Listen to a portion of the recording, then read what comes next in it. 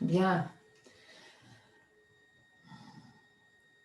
Alors, suite au partage que l'une d'entre nous vient de faire, vous savez que chaque fois, je garde l'identité de la personne privée, puisque là, ce que je suis en train de dire maintenant est enregistré. Et donc, c'est important de préserver la vie privée des uns et des autres. Donc, il y a une parmi nous, là, qui partageait effectivement la complexité, la difficulté et les énergies, comme ça bouge beaucoup. Je vais faire un petit résumé. Si ça ne te convient pas, tu n'hésites pas à rectifier par le chat, d'accord?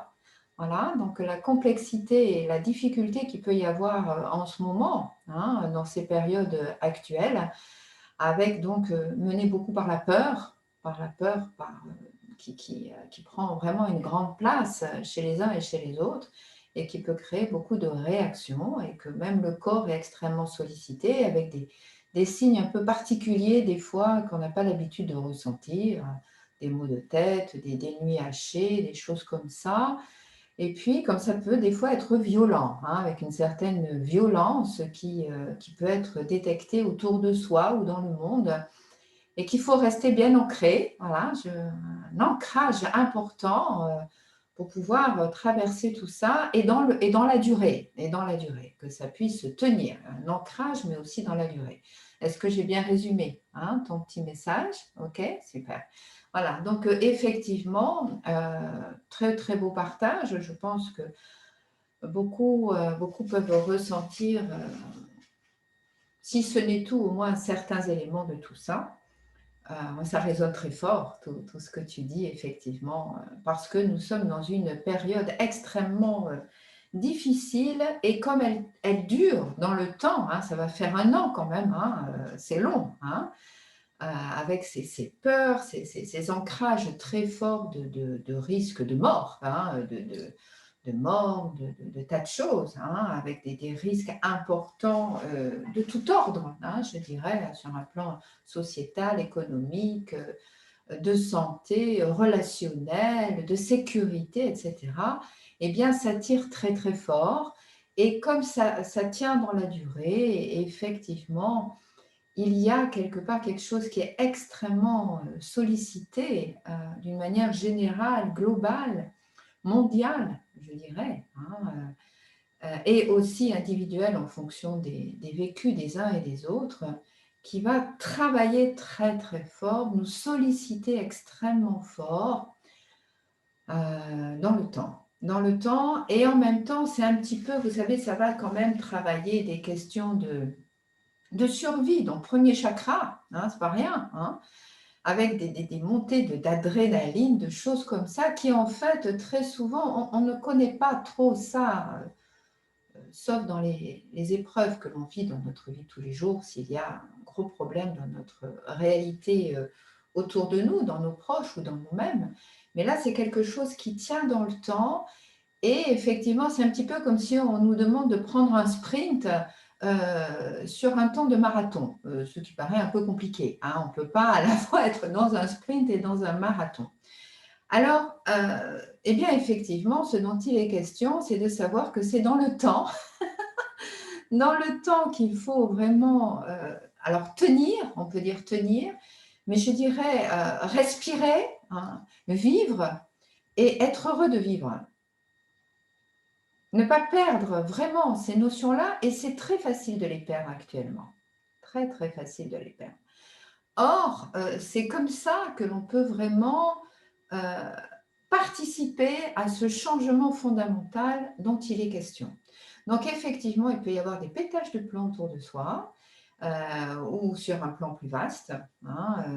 Pour les personnes qui accompagnent des personnes, je sais parmi vous qu'il y en a qui accompagnent quel que soit le domaine, hein, psychologique, médical ou autre, hein, de la vie dans les EHPAD ou des choses comme ça. Je sais qu'il y en a plusieurs parmi vous qui travaillent avec des personnes. Vous pouvez peut-être constater qu'il y a vraiment, enfin moi je le constate aussi dans ce que je fais, beaucoup de personnes pour qui c'est de plus en plus compliqué, hein, de plus en plus compliqué, avec une fragilité, on va dire, assez prégnante, quoi, hein. Donc, bon, alors pour ces personnes-là, pour vous qui êtes dans cet accompagnement, ça vous demande d'autant plus de vous centrer. hein, ça nous demande, parce que moi aussi, hein, évidemment, parce que je suis aussi dans ce rôle-là, de se centrer et de à la fois déployer une ouverture de cœur, une empathie, une écoute, un soutien, une solidarité avec les autres, et à la fois ne pas s'identifier à, ne pas s'attacher à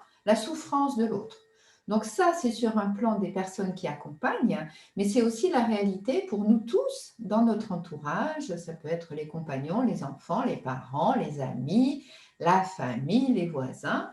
C'est à la fois être dans cette solidarité qui est vraiment très très importante aujourd'hui, parce qu'on a plutôt tendance, enfin le monde a un peu tendance à se recroqueviller et rester sur sa petite histoire, hein, on ne va pas y arriver comme ça, hein, donc c'est à la fois dans une solidarité, un soutien, une ouverture de cœur, hein, en faisant soi-même son travail pour ne pas être pris par la peur. C'est terrible la peur, hein, la peur à long terme, c'est comme on a peur parce qu'une voiture arrive et on est en train de traverser la route, ça dure 10 secondes, après on a les jambes qui flageolent, on passe à autre chose.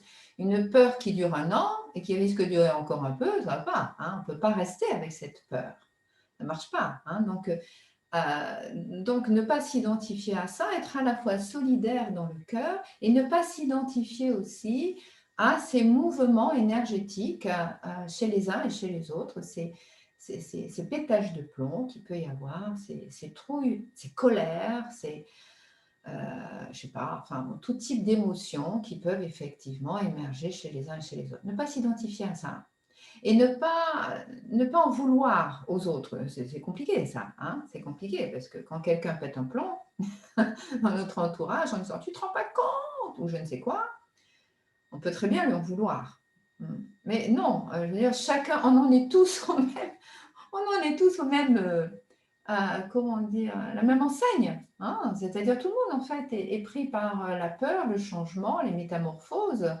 Donc c'est au contraire en montant d'un niveau de conscience, en regardant d'un peu plus haut, en disant attends, en fait, la personne, elle est comme moi. Elle est comme tout le monde. On est tous pareils. Il peut y avoir des impressions de grand choc actuellement, mais on est tous menés par les mêmes sentiments. On est tous menés, plus ou moins, bien sûr. Heureusement. Il y a ceux qui pètent les plombs, puis il y a ceux qui, oups là, mais qui arrivent à se recentrer rapidement. D'accord? Non, mais savoir que quelque part, on est tous, et on souhaite tous le bonheur. Comprenez? On souhaite tous la paix. On souhaite tous la santé. On souhaite tous un monde meilleur. Ça aussi, il faut le comprendre. C'est très important à comprendre ça. On souhaite tous un monde où tout le monde s'aime, d'accord? Mais pas avec les mêmes interprétations. C'est ça le problème. Hein, c'est-à-dire qu'on n'a pas tous la même vision d'une sorte de même objectif. Actuellement, c'est très très prégnant. Il y en a qui disent oui, mais il faut la santé pour tout le monde, il faut qu'on soit tous heureux, il faut tous se faire vacciner, par exemple. Et il y en a qui disent non, il faut que tout le monde soit heureux, que la bonne santé pour tout le monde, il ne faut surtout pas se faire vacciner. Par exemple, vous voyez. Et ça, c'est partout. Hein, il faut vraiment tout fermer, les bars, les restos, les machins, etc., pour arriver à traverser l'épreuve. Et il y en a qui disent il faut arrêter, il faut que les gens travaillent pour arriver à traverser l'épreuve. On a les mêmes sujets, mais pas avec la même vision. Voilà, donc quelque part, ça nous demande de monter et de comprendre qu'on est tous pareils, qu'on a les mêmes objectifs de bonheur. Tout le monde souhaite le bonheur, pour soi, pour les siens, etc. On souhaite tout ça, mais on n'a pas la même vision des choses. Quand on comprend ça, déjà, ça ouvre le cœur. On dit, ok, d'accord, voilà. Mais bien sûr que tu veux le bonheur, toi aussi. Bien sûr que tu veux la paix, toi aussi. Bien sûr que tu veux la santé, toi aussi, etc., etc. Non, soi. Et cela évite quand même beaucoup de prise de bec, même si l'autre est en colère. Si on comprend son point de vue, enfin son point de vue, ça, qu'il a le même objectif, même si notre interprétation de la manifestation est différente. Vous comprenez? Voilà. Donc ça, c'est très important parce qu'actuellement, plutôt dans une phase où les gens se montrent les uns contre les autres quand même. C'est pas comme ça qu'on va y arriver. Hein. C'est pas comme ça. Ça nous demande une maturité. Une maturité. Je pense comme ceci, je ressens comme ceci. Les autres sont différents, mais les autres sont aussi des couleurs du même arc-en-ciel. C'est important de comprendre ça. Non, ça ne veut pas dire que je vais aller dans ton sens. Mais je respecte ton sens, c'est le tien, c'est ton choix, le mien est différent, etc. Vous comprenez? Mais respecte aussi ce que je ressens. Si on se respecte les uns les autres, on va vers une maturité. Vous comprenez? Parce que quelque part, dans un autre plan, il y a quelque chose qui se joue, qui dépasse les polarités. Bien comprendre ça. C'est qu'il y a quelque chose qui est en train de se jouer, qui nous demande d'aller au-delà des polarités, d'aller dans une maturité. Il y a quelque chose qui se joue actuellement. Et c'est vrai que sur le plan énergétique, c'est extrêmement puissant, parce qu'il y a des métamorphoses extrêmement importantes qui se jouent sur un plan planétaire, sur un plan énergétique de la planète Gaïa, de notre planète bleue, qui est en train de changer de fréquence quand même. Voilà, c'est sûr. Il y a quelque chose qui se joue sur le plan de notre planète, dont nous sommes juste les petites fourmis, hein, l'air de rien. On se croit toujours très important en tant qu'humanité. On est une création parmi les autres. Hein. On va revenir à notre juste place, peut-être, au milieu de ces milliards et milliards et milliards et milliards, je ne sais pas, création vivante, quoi, on va dire, hein, je n'ai plus le terme. Nous en faisons partie. Nous ne sommes pas les seuls sur cette terre. Donc, il y a la Terre qui elle-même est une entité. Et cette entité est en train elle-même d'évoluer, de changer de fréquence. Donc, nous, en tant qu'humains aussi, nous changeons de fréquence. Donc, dans ces changements de fréquence, cela peut éveiller, comme tu disais tout à l'heure, des drôles de manifestations chez les uns et chez les autres, chez certains. Hein, pas forcément chez tout le monde, mais des maux de tête dont on n'a pas l'habitude, des choses, ou alors d'un seul coup, de perte de contact avec la lumière. Je sais, hein, il y en a plusieurs qui vivent ça en ce moment. Hop, ça ne connecte plus, quoi. Ça ne connecte plus. Ah, ça fait peur, ça. Hein. Ça ne connecte plus là-haut, mais parce qu'il y a un changement vibratoire. Il ne faut pas lâcher. Comprenez, il ne faut pas lâcher la méditation. Il ne faut pas lâcher le yoga. Ce n'est pas parce qu'il y a du brouillard que d'un seul coup, on dit oh ben, je lâche la barre, quoi, comme tu disais toi aussi, hein, tout à l'heure. Ah ben non, le brouillard, il passera. Mais le bateau aura continué à avancer pendant ce temps. Et si on a lâché la barre, il ne va pas être parti dans la bonne direction. Il ne faut pas lâcher, vous comprenez? Même s'il y a des perturbations, des pertes de contact avec la lumière, par exemple, avec moins de sagesse, moins de discernement. Il faut accueillir ça. C'est qu'il y a un travail de fond, de machine à laver, vous voyez, qui se fait aussi à l'intérieur. Et qui peut, chez certains, donner l'impression qu'il n'y a plus de reliance. Ce n'est pas vrai, c'est juste un brouillard. Mais le bateau est toujours là, la barre est toujours là, vous êtes toujours là. C'est juste le brouillard. D'une part. D'autre part, des manifestations physiques parce qu'il y a des changements qui se passent au niveau cellulaire. Il y a des changements qui se font au niveau de la fréquence. D'accord? Parce qu'on est en train de changer, nous aussi, de plan. Ça ne va pas se faire en 5 minutes. Hein? Ce serait bien. Hein? Mais ça ne serait même pas bien parce qu'on ne tiendrait pas le choc. Vous comprenez? Parce qu'il est quand même question de changer pour aller devenir, à terme, hein, des corps de pure lumière. Bon. Si ça se fait d'un coup, on va exploser en vol. Hein. Donc, c'est normal, il faut accueillir ces changements. Accueillir. Mais nous, en tant qu'êtres humains, avec un mental, souvent on a peur des changements. C'est ça notre problème. C'est qu'on a peur. Ah oui, mais c'est pas normal. C'est pas normal parce que c'est pas comme d'habitude. Mais où est la normalité? C'est normal en fait, puisqu'on est en train de changer. Hein? Donc, des manifestations spéciales, comme des maux de tête, comme à plus arriver à dormir. Chez d'autres, c'est l'inverse, c'est-à-dire chez d'autres, c'est d'un seul coup, waouh, connexion directe avec la source, connexion directe, illumination directe. Eh bien, c'est super, c'est plus agréable. C'est plus agréable. Attention de ne pas prendre sa vessie pour une lanterne non plus. Dans ces temps-ci, comme disent les sages, il y en a beaucoup qui d'un seul coup se déclarent éveillés parce qu'ils ont une montée de fréquence. Mais bon, très bien. Vous savez, c'est comme quand on est en montagne. Quand on est en montagne, on arrive en haut d'une montagne et juste avant d'arriver tout en haut de la montagne, on a l'impression qu'on est arrivé tout en haut. On est éveillé. À part que quand on est vraiment arrivé en haut, on se rend compte qu'il y en a une autre plus haute juste derrière. Bon, alors c'est on va dire, c'est un éveil de conscience, mais ce n'est pas forcément l'illumination non plus. Donc attention à ne pas prendre sa vessie pour une lanterne. En ce moment, les sages nous disent qu'il y en a beaucoup qui peuvent se déclarer éveillés, ils ont un certain éveil de conscience, mais voilà, eux aussi, il faut les accompagner, hein, petit à petit, parce qu'on va tous ensemble. Vous comprenez, on va tous ensemble. Bon, il y en a qui s'éveillent, heureusement. Heureusement. Mais peut-être pas autant que ceux qui se le déclarent.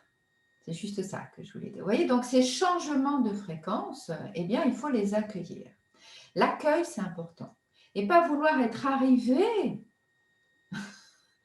parce que c'est là où ça crée du stress. Le stress, il est créé quand on a peur du changement. Et actuellement, désolé, mais vous remarquez bien qu'on est en plein changement. Donc, ne pas vouloir changer, c'est même pas la peine. On est dans le bateau, dans le brouillard, voilà, il n'y a pas la terre ferme, là, hein, on avance. Hein, ok. Donc, accueillir le changement, comprendre ce changement, aimer ce changement, parce qu'il est en train de nous métamorphoser. Donc, l'accueillir, l'aimer. Et si on accueille ça, cela va nous permettre de garder une tranquillité intérieure, même dans la mouvance. Parce qu'on sait que c'est un processus normal. Je reprends l'image comme une femme enceinte qui est en train d'accoucher. Si elle ne perd pas le sujet, c'est-à-dire j'ai un bébé qui est en train de naître, elle va accueillir beaucoup plus facilement ces contractions qui peuvent partir waouh, avec une violence des fois importante, hein, au niveau du ressenti, des énergies, et, hein, on est bien d'accord. Mais si elle perd le but, si elle perd le fait qu'elle est en train de mettre au monde un bébé et qu'elle se concentre uniquement sur les douleurs, pas la peine, hein. Ça va être pire. Elle va perdre sa tranquillité intérieure. Elle va perdre son axe. Vous comprenez? Actuellement, on est en train d'accoucher. On est en train d'accoucher du nouvel homme, de la nouvelle femme que l'on est en train de devenir, et on est en train d'accoucher d'une nouvelle humanité, d'une nouvelle terre. Si on perd le contact avec ce qui est en train de se passer, la raison pour laquelle, c'est-à-dire qu'on est en plein en train de muter vers vraiment des changements splendides, et ça ne va pas se faire en 5 minutes. C'est comme une femme qui a, je ne sais pas moi, un col comme ça, et qui veut tout de suite que le bébé soit sorti. Oh, il faut donner du temps au temps. C'est ce qu'on appelle la faveur du temps. Par exemple, Tatata nous parle beaucoup de ça. C'est la faveur du temps, c'est-à-dire il faut donner du temps au temps. Pour les jardiniers, il faut laisser le temps à la tomate de pousser. Hein, voilà. C'est bon, il faut laisser le temps aux cerisiers qu'on vient de planter de pousser. Bon, par contre, on ne sait pas si on est en train de planter un coquelicot, un cerisier ou un baobab. C'est-à-dire qu'on ne sait pas le temps que ça va prendre. Ça ne nous appartient pas. C'est le mystère de la vie. Par contre, ce qui nous appartient, c'est comment on va vivre les choses. Comprendre, accueillir et célébrer même, je dirais. Célébrer ces changements. Et puis quand c'est vraiment la tempête, eh bien, comprendre l'autre, comprendre qu'effectivement, il y a des pétages de plomb un peu partout, que c'est normal, que ça fait partie du chemin. Et savoir que de toute façon, ce nouveau monde, cette nouvelle femme, ce nouvel homme, cette nouvelle terre, cette nouvelle humanité, c'est une certitude. Ça vient. C'est sûr. Donc, autant accueillir, autant même participer activement à ce changement et quitter nos peurs là. Parce que les peurs, c'est ce qui nous fait rentrer dans un cauchemar. On ne maîtrise pas ce qui se passe actuellement. On peut participer créativement, par contre. Ça, c'est sûr. Participer avec créativité, tranquillité, méditation, courage et aussi persévérance. Persévérance, on n'est pas dans un sprint. D'accord? Persévérance, jour après jour, instant après instant, respiration après respiration, en sachant qu'on est en train de se métamorphoser à chaque instant là. Mais si on pouvait voir ce qui se passe sur le plan énergétique de la Terre, sur le principe des mutations, des descentes d'énergie extrêmement, waouh, qui sont en train de descendre sur Terre, de descendre dans nous. Si on pouvait voir ça, c'est-à-dire, pour voir ça, il faut sortir de nos peurs, il faut sortir de nos désirs, que ce soit maintenant que tout soit réglé. Il faut accueillir et s'ouvrir et faire calmer ce mental pour d'un seul coup réaliser à quel point ce qui se passe est incroyable. Voilà. Et là, à ce moment-là, on contemple quelque chose de merveilleux qui est en train de s'opérer, qui est attendu quelque part sur certaines sphères par les êtres divins depuis longtemps, et quelque chose qui est en train de s'opérer. Eh bien, c'est maintenant, c'est le passage du Kali Yuga vers l'ère de Satya Yuga. Voilà, c'est-à-dire de l'ère de Kali. Hop, on libère, on purifie, on change tout, on métamorphose, ça on casse, ça on garde, ça on prend. En gros, c'est wouhou, c'est Kali. Pour l'ère de Satya, qui sera une ère de paradis sur terre, quoi. Conscience, amour, félicité, lumière. Bon. C'est chouette, hein? Mais nous sommes ces acteurs. Maintenant, si on est acteur à partir de nos peurs et à partir de nos désirs, on ne va pas forcément faire ce qu'il y a à faire. On ne va pas forcément avoir les paroles, les pensées, les actions qui sont justes. Donc, notre devoir personnel et collectif, c'est sortir de ses peurs, sortir de son mental, sortir de ses désirs personnels qui sont automatiquement égoïstes puisqu'ils sont personnels. Et ce n'est pas un gros mot, hein, égoïste, hein, ça fait partie de notre humanité. Voilà, mais en sortir pour maturer et savoir qu'on est en train de participer réellement à la naissance de quelque chose de divin. Merci beaucoup pour ton partage qui permet d'aborder tout ça. Alors, on va rester quelques instants en silence et on va laisser cela cheminer en soi.